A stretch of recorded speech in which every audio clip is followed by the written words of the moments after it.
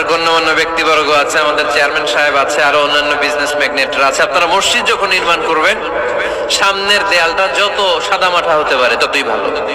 এমনকি জায়নামাজের মধ্যে এখন কাবা ঘরের ছবি আছে না নাই? আছে না? কি মুসলমান আমরা, নিজের কাবারে নিজে লাথি মারি নামাজের আগে, মনের অজান্তে নিজের কাবাকে নিজে লাথি মারছি।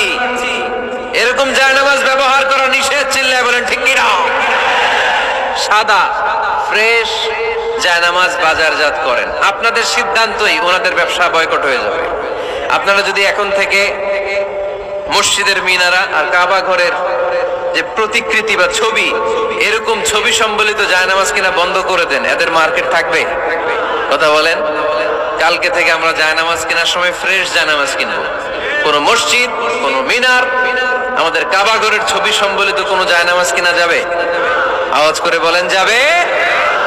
যাবে না। এগুলো হচ্ছে মসজিদের আদাব, এগুলো রক্ষা করে মসজিদে ঢোকার দরকার আছে না নাই?